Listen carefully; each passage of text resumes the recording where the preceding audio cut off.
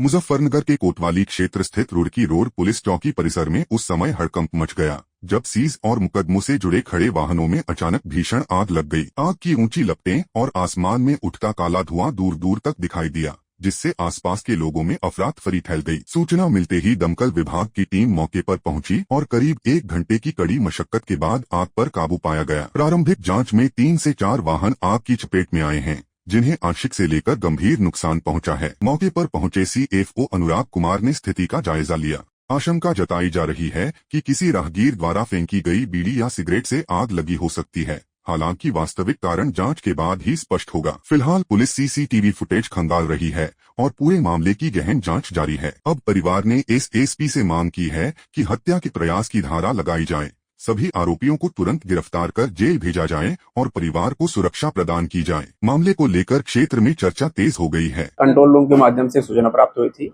Roorkee road पर police चौकी के पास में गाड़ियों में आग लगी हुई है। तत्काल वहां पर मौके पर 2 गाड़ियां भेज दिया गया। स्वयं मैं वहां पर गया, मौजूद रहा और वहां पे फिर आग बुझाते हुए वहां पे चौकी इंचार्ज दीपक कुमार मिले। फिर वहां मालूम चला कि ये जो सीज की हुई गाड़ियां हैं वहां पे रखे हुए थे रोड के पास में, बाहर में साइड में अपना। और उसके बाद फिर उसको आग को बुझाया गया और आग पूरी तरह से कंट्रोल कर ली। वहाँ पे गाड़ियाँ तो 6-7 खड़ी थी। 3 से 4 गाड़ियों में आग पकड़ी हुई थी, जिसको कंट्रोल कर लिया गया। और वो गाड़ियाँ जो देखने में लग रहा था कंडम में गाड़ियाँ थी, बहुत ज़्यादा पुराने गाड़ियाँ थी, साइड में लगे हुए थे, तो उसमें आग लगी है, तो उसको पूरी तरह से आग बुझा दिया। कारण का तो पता नहीं चल पाया है। अब उसके ऊपर पुल भी गए थे और उसके बाद या तो फिर ये मान सकते हैं कोई बीड़ी या सिगरेट पी करके वहाँ फेंक सकता होगा, मतलब ये, लेकिन संभवतः इसके कारण का मालूम नहीं चल पाया है। मुजफ्फरनगर में एक युवक पर हुए जानलेवा हमले के बाद पीड़ित परिवार ने वरिष्ठ पुलिस अधीक्षक से न्याय की गुहार लगाई है। पीड़ित नूर इलाही का आरोप है कि 28 अप्रैल की रात करीब 1:30 बजे उनके भतीजे फैज पर शान इलाही, राजा, बिलाल, रहमान और साजिद समेत कई लोगों ने जान से मारने की नीयत से धारदार हथियारों से हमला कर दिया। इस हमले में फैज गंभीर रूप से घायल हो गया, जिसे जिला अस्पताल में भर्ती कराया गया है। परिजनों का कहना है कि मौके पर एक आरोपी को पुलिस ने पकड़ लिया था, लेकिन बाद में उसे केवल धारा 151 में चालान कर छोड़ दिया गया। पीड़ित पक्ष का आरोप है कि पुलिस ने हत्या के प्रयास का मुकदमा दर्ज करने के बजाय हल्की धाराओं में केस दर्ज किया और विरोध करने पर धमकाया भी। अब परिवार ने SSP से मांग की है कि हत्या के प्रयास की धारा लगाई जाए, सभी आरोपियों को तुरंत गिरफ्तार कर जेल भेजा जाए और परिवार को सुरक्षा प्रदान की जाए। मामले को लेकर क्षेत्र में चर्चा तेज हो गई है। मेरा नाम मोहम्मद फैज है। मैं निवासी खालापार, कस्साबान, थाना खालापार का रहने वाला हूँ। हमारे साथ में मामला ये हुआ था, ये मेरा छोटा वाला भाई और हम शान इलाही और मैं मोहम्मद फैज, हम बाइक से शिव चौक की तरफ से आ रहे थे। 4 लड़के बाइक से इधर से आ रहे थे मीनाक्षी की तरफ से। हल्की सी टक्कर लगने पे उन लड़कों ने शराब पी रखी थी, 2-3 ने उनमें से, और 2 लड़के सही थे, 4-5 लड़के थे वे।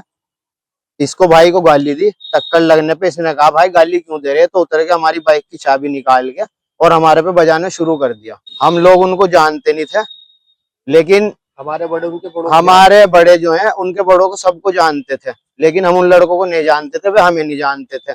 मामला होने के बाद जब ये मामला हो गया, वे लोग भी चले गए, हम लोग भी चले गए। हमारे बड़ों ने बैठ के, जब हमारे चोट भी लग गई और इस भाई के भी चोट लग गई, तो हमारे बड़ों ने बैठ के फिर भी फैसला करा दिया, समझौता करा दिया। समझौता कराने के बाद उसी रात में, देर चलते रात में, समथिंग 2 बजे के करीब मैं गया अपने, मेरा व्यापार है रात का, मैं अपने व्यापार के हिसाब से गया मीनाक्षी चौक पे माटू होटल वाले के यहाँ पैसे लेने, जिसका कि वो गवाह है। माटू होटल वाला वो वहीं पे मौजूद था। पीछे से 7-8 लड़के आए, उन्होंने आगे मेरे पे धारदार हथियारों से हमला कर दिया, जिसमें मैं गंभीर हो गया। मुझे जिला अस्पताल में ट्रांसफर कराया गया, सिविल लाइन थाने के थ्रू। मेरे सर के अंदर 60 टांके हैं और मैं चाहता हूं कि मुझे इंसाफ मिले, मेरा 307 का केस बने और उन लोगों की गिरफ्तारी हो, सबकी जो उसमें थे। अभी तक कार्रवाई कोई नहीं। एक लड़का पकड़ा गया था उनमें, मौके पे जो मौजूद पकड़ा गया था, उसे अगले दिन सुबह ही 151 में चालान करके छोड़ दिया गया। मैं इंसाफ चाहता हूँ कि उन पे 307 का केस लगे, और उनको जेल हो, सख्त से सख्त कार्रवाई की जाए और तुरंत उनकी गिरफ्तारी हो सब लड़कों की।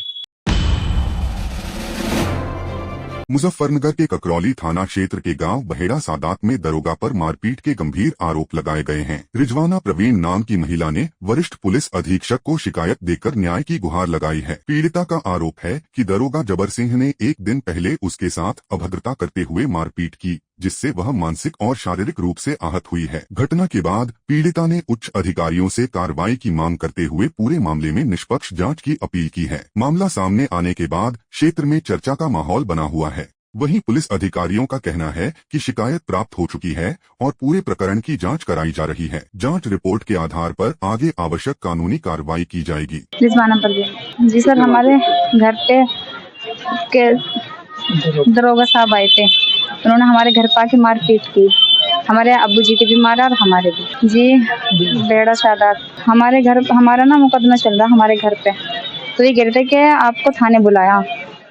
वे चल भी रहे थे साथ में। फिर उन्होंने अब्बू के हमारे मारा और फिर उसके बाद अब्बू के मारने के बाद जब उन्होंने अब्बू के मारा तो मैं उनकी वीडियो बना रही थी, तो उन्होंने वे अंदर मेरे पास भी आगे फ़ोन छीन लिया और फिर मेरे भी मारा उन्होंने। जी थाने गए थे हम, उन्होंने थाने जाने के बाद उन्होंने हमारा भी चालान कर दिया था। जान सर से कार्रवाई हुई। जान सर से कार्रवाई हुई। बस कार्रवाई चाहेंगे हम भी। मोहम्मद आसिफ, ग्राम बेड़ा सादा, थाना कोकरोली। मामला सर ये है कि हमारे पे एक सरकारी जमीन का विवाद वो चल रहा है, मुकदमा। तो उसमें हमारे अब्बू का नाम मुकदमा है, तो उनका नाम पूछने पुलिस वाले घर आए। पहले तो पूछा कि जुल्फकार कौन है, तो हमने कहा कि ये है। तो उन्होंने नाम पूछते उनको बजाना शुरू कर दिया। जैसे ही बजाना शुरू करा, मेरी वाइफ ने मोबाइल निकाल के उनकी वीडियो बनानी चाहिए। तो वीडियो बनाने ले जैसे मोबाइल निकाला तो उसने दरोगा ने एकदम उसको दोनों हाथे से पकड़ के सारी चूड़ी वूड़ी फोड़ दी और बोला कि ये वीडियो नहीं बना सकते तुम। फिर मोबाइल छीन के इसके कमर पे से झपट भी मारा। दरोगा जी का नाम है जबर सिंह। वे मारपीट की वीडियो बना रहे थे, पर जब मोबाइल ही छीन लिया तो बताओ वीडियो कहाँ से। शरीर पे जो निशान आ रहे हैं चोट के, उसके फोटो है। कि साहब बोले कि क्या नाम ये जान सट सीओ है, वो कार्रवाई करेगी इसमें। बस ये कार्रवाई चाह रहे, बिना गलती के बजाय लेडीजों को बचाने का क्या मतलब है। जम्मू कश्मीर के शोपियां जिले में स्थित फल मंडी के एक कोल्ड स्टोर में हुए जोरदार स्टीमर ब्लास्ट ने पूरे इलाके को दहला दिया। इस दर्दनाक हादसे में 2 लोगों की मौके पर ही मौत हो गई, जबकि एक अन्य व्यक्ति गंभीर रूप से घायल हो गया।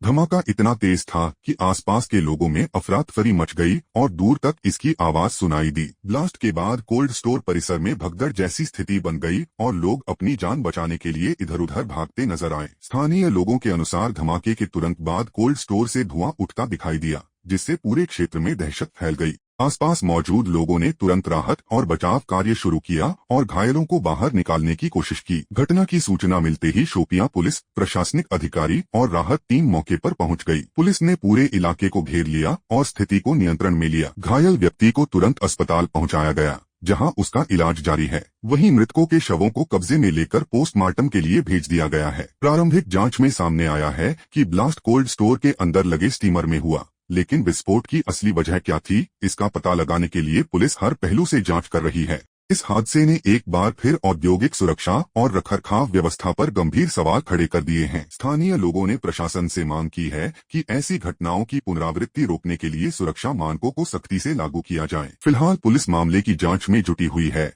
और ब्लास्ट के कारणों का पता लगाने का प्रयास जारी है। राष्ट्रीय वॉर मेमोरियल पर श्रद्धांजलि अर्पित कर गुइडो क्रोसेटो ने न केवल भारतीय सैनिकों के प्रति सम्मान व्यक्त किया, बल्कि यह भी संदेश दिया कि भारत और इटली के संबंध केवल कूटनीतिक नहीं, बल्कि आपसी विश्वास और सम्मान पर आधारित हैं।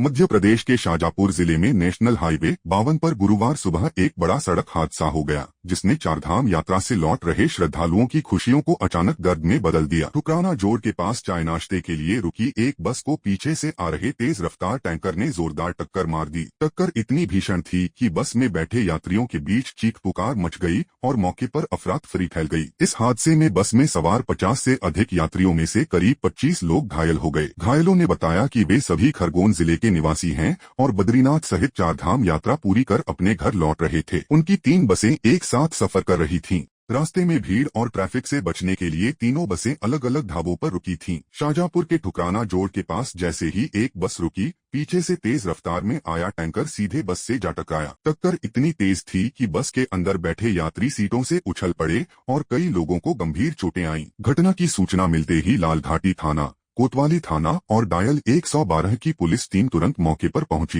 राहत और बचाव कार्य शुरू किया गया और एम्बुलेंस की मदद से सभी घायलों को जिला चिकित्सालय शाहजहांपुर पहुंचाया गया, जहां उनका इलाज जारी है। डॉक्टरों के अनुसार कुछ यात्रियों को गंभीर चोटें आई हैं, जबकि अन्य की हालत स्थिर बताई जा रही है। हादसे के बाद टैंकर चालक और क्लीनर मौके से फरार हो गए, जिससे लोगों में और नाराजगी बढ़ गई। पुलिस ने टैंकर को कब्जे में लेकर मामला दर्ज कर लिया है और फरार आरोपियों की तलाश शुरू कर दी है। इस हादसे ने एक बार फिर हाईवे पर तेज रफ्तार और लापरवाही से होने वाले हादसों पर गंभीर सवाल खड़े कर दिए हैं। जिला चिकित्सालय में सुबह 6 बजे के करीबन बस एक्सीडेंट का हादसा आया है, जिसको 112 एम्बुलेंस से सभी मरीज को लाया गया। सभी मरीज का परीक्षण करने के बाद में हमें ज्ञात हुआ है कि उनमें से एक भी जो मरीज है वो गंभीर स्थिति में नहीं है। 7 से 8 मरीज जो है उनको थोड़ी चोट आई है, बाकी सारे मरीज और सारे जो लोग हैं घायल सब खतरे से बाहर हैं। नई दिल्ली में इटली के रक्षा मंत्री गाइडो क्रोसेट्टो के भारत दौरे ने कूटनीतिक और सामरिक स्तर पर विशेष महत्व हासिल कर लिया है। अपने दौरे की शुरुआत में उन्होंने राष्ट्रीय वॉर मेमोरियल पहुंचकर भारत के वीर शहीदों को श्रद्धांजलि अर्पित की। उन्होंने स्मारक पर पुष्पचक्र अर्पित कर उन सैनिकों को नमन किया जिन्होंने देश की रक्षा के लिए अपना सर्वोच्च बलिदान दिया। इस दौरान वहां का माहौल बेहद भावुक और सम्मानपूर्ण दिखाई दिया। इटली के रक्षा मंत्री ने शहीदों की स्मृति को नमन करते हुए कहा कि भारत के वीर जवानों का साहस और बलिदान पूरी दुनिया के लिए प्रेरणा है। वॉर मेमोरियल पर उनकी मौजूदगी भारत और इटली के बीच बढ़ते सामरिक संबंधों का भी प्रतीक मानी जा रही है। इस अवसर पर भारतीय रक्षा अधिकारियों ने भी उनका स्वागत किया और दोनों देशों के बीच रक्षा क्षेत्र में सहयोग को आगे बढ़ाने पर चर्चा की संभावना जताई गई। भारत और इटली के बीच पिछले कुछ वर्षों में रक्षा, तकनीक और रणनीतिक साझेदारी को लेकर संबंध मजबूत हुए हैं। ऐसे में यह दौरा दोनों देशों के लिए काफी अहम माना जा रहा है कि इस यात्रा के दौरान रक्षा उत्पादन, आधुनिक तकनीक, सुरक्षा सहयोग और संयुक्त परियोजनाओं को लेकर महत्वपूर्ण वार्ताएं हो सकती हैं। राष्ट्रीय वॉर मेमोरियल पर श्रद्धांजलि अर्पित कर गाइडो क्रोसेट्टो ने न केवल भारतीय सैनिकों के प्रति सम्मान व्यक्त किया, बल्कि यह भी संदेश दिया कि भारत और इटली के संबंध केवल कूटनीतिक नहीं, बल्कि आपसी विश्वास और सम्मान पर आधारित हैं। नई दिल्ली में भारत दौरे पर आए इटली के रक्षा मंत्री गाइडो क्रोसेट्टो ने भारत के रक्षा मंत्री राजनाथ सिंह से महत्वपूर्ण बैठक की। इस मुलाकात के दौरान दोनों नेताओं के बीच कई अहम मुद्दों पर विस्तार से चर्चा हुई, जिसमें विशेष रूप से भारत और इटली के रक्षा संबंधों को और मजबूत बनाने पर जोर दिया गया। बैठक में रक्षा सहयोग, रणनीतिक साझेदारी, आधुनिक सैन्य तकनीक और सुरक्षा से जुड़े विभिन्न विषयों पर विचार विमर्श किया गया। दोनों देशों ने आपसी सहयोग को नई दिशा देने और रक्षा क्षेत्र में साझेदारी बढ़ाने की प्रतिबद्धता जताई। यह बैठक भारत और इटली के बीच बढ़ते कूटनीतिक और सामरिक संबंधों को और मजबूत करने की दिशा में महत्वपूर्ण मानी जा रही है। विशेषज्ञों का मानना है कि इस मुलाकात से दोनों देशों के रक्षा सहयोग को नई गति मिलेगी। हादसे के बाद टैंकर चालक और क्लीनर मौके से फरार हो गए, जिससे लोगों में और नाराजगी बढ़ गई। पुलिस ने टैंकर को कब्जे में लेकर मामला दर्ज कर लिया है और फरार आरोपियों की तलाश शुरू कर दी है। इस हादसे ने एक बार फिर हाईवे पर तेज रफ्तार और लापरवाही से होने वाले हादसों पर गंभीर सवाल खड़े कर दिए हैं।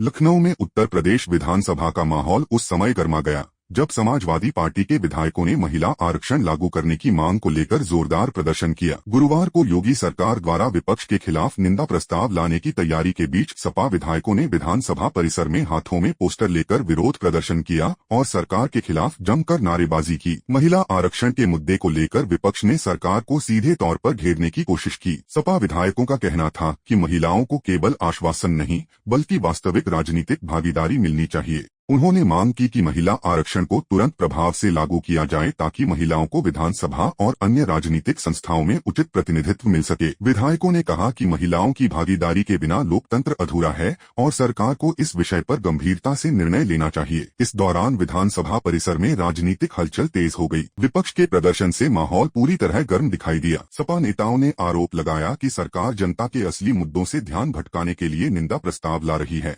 जबकि महिला आरक्षण जैसे महत्वपूर्ण मुद्दों पर ठोस कदम नहीं उठाए जा रहे। वहीं योगी सरकार विपक्ष के खिलाफ निंदा प्रस्ताव लाने की तैयारी में है, जिससे सत्ता पक्ष और विपक्ष आमने सामने नजर आ रहे हैं। महिला आरक्षण को लेकर उठी यह आवाज आने वाले दिनों में प्रदेश की राजनीति को और अधिक गर्मा सकती है।